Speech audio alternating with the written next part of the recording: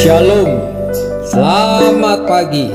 Sate pagi hari ini bertemakan Selamat Ribut Rukun, karya Pendeta Dr. Andar Ismail dari seri buku Selamat Ribut Rukun, terbitan BPK Gunung Mulia. Ribut berarti bertengkar, sedangkan rukun berarti damai. Jadi ribut dan rukun tidak ada persamaannya. Bahkan kedua kata itu saling bertolak belakang. Kalau begitu, mengapa buku ini berjudul Selamat Ribut Rukun? Mengapa ribut dan rukun digandengkan? Di sini dengan sengaja ribut dan rukun digandengkan sebab bukankah sebetulnya kehidupan berkeluarga ditandai oleh suasana ribut dan suasana rukun? Biar bagaimanapun rukunnya suatu keluarga, bukankah dalam kenyataannya terjadi juga keributan? Mana ada suami dan istri yang tidak pernah ribut? Atau adik dan kakak yang tidak pernah bertengkar? Atau anak dan orang tua yang tidak pernah bertikai? Lebih baik kita bersikap realistis dan mengakui bahwa ribut dan rukun memang saling bergandengan dalam perjalanan hidup keluarga kita. Mengapa anggota-anggota satu keluarga yang rukun dan saling mencintai dapat juga bertengkar? Penyebabnya tentu berbeda-beda. Namun secara umum, penyebab hakikinya adalah justru karena mereka saling mencintai. Di sini terdapat paradoks dan kausalitas. Anggota-anggota satu keluarga adalah orang-orang yang paling dekat dengan kita. Mereka adalah orang-orang yang paling kita andalkan. Karena itu kita mempunyai ekspektasi yang tinggi dari mereka. Tetapi sebagaimana orang dekat, kita juga mudah melihat segala keburukan mereka. Ekspektasi kita berbeda dari kenyataan.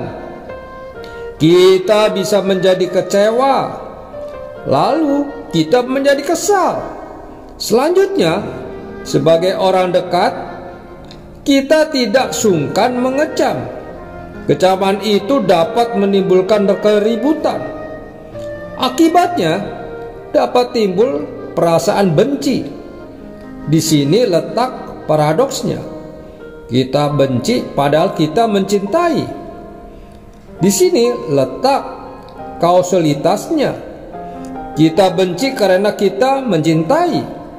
Itu sebabnya kata benci seolah-olah merupakan singkatan dari benar-benar cinta. Paradoks dan kolerasi itu pun tampak dalam hubungan antara Allah dengan umat. Dalam mengabarkan hubungan antara Allah dengan umat Israel, Nabi Hosea menggunakan gambaran atau ibarat. Mulai pasal 1, Hosea mengabarkan hubungan Allah dengan umat Israel ibarat suami dan istri. Lalu pada pasal 11, hubungan itu digambarkan ibarat orang tua dan anak. Jadi hubungan Allah dengan umat digambarkan seperti hubungan orang-orang dalam satu keluarga. Bagaimana isi atau sifat hubungan Allah dengan umat Israel menurut Hosea? Isi atau sifatnya adalah sama seperti apa yang terjadi dalam keluarga, yakni ribut dan rukun. Dengan gaya sebuah drama, Nabi Hosea menceritakan bagaimana Allah mempunyai ekspektasi yang tinggi dari umat Israel. Akibatnya, Allah dan umat sering ribut. Mengapa terjadi keributan itu? pasal 13 memberi jawabannya. Engkau tidak mengenal Allah kecuali aku. Akulah yang mengenal engkau. Artinya, umat Israel dan Allah saling mengenal. Hubungan mereka dekat. Dan justru kedekatan itu menjadikan Allah dan umat Israel sering ribut. Tetapi sesudah ribut, Allah dan umat Israel menjadi rukun kembali. Kata kunci dalam kitab Hosea adalah kasih setia. Kasih setia Allah terhadap umat tidak berkesudahan. Kasih setia itu menyebabkan Allah selalu mau rukun kembali dengan umatnya. Sebab itu, Allah menuntut agar umat pun bersikap kasih setia. Anggota-anggota keluarga adalah orang-orang yang paling dekat dengan kita. Mereka dekat baik dalam jarak maupun dalam intimitas. Kedekatan itu menimbulkan hubungan yang intens dan memunculkan beraneka ragam perasaan.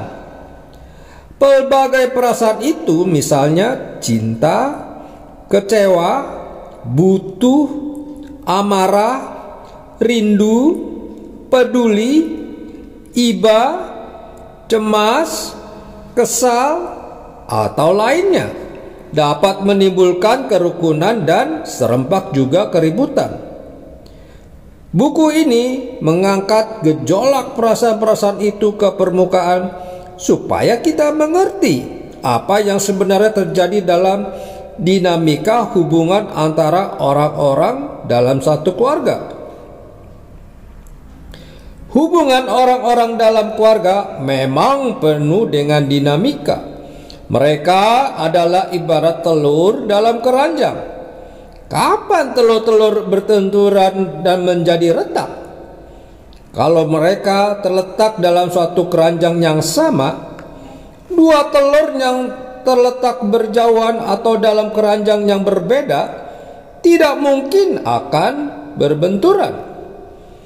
Tetapi justru telur yang terletak dalam satu keranjang yang sama atau berbenturan, anak dan orang tua, suami dan istri, adik dan kakak, mertua dan menantu, kemenakan dan ipar adalah ibarat telur-telur dalam satu keranjang. Mereka berdekatan, karena itu mereka berbenturan. Tetapi mereka tetap saling butuh dan saling cinta. Mereka ribut meskipun rukun. Mereka rukun meskipun ribut. Itulah hidup berkeluarga. Selamat hidup dalam keluarga. Selamat ribut rukun. Amin. Mari kita berdoa. Bapa Surgawi, kami menyadari di dalam kehidupan ini selalu terjadi keributan.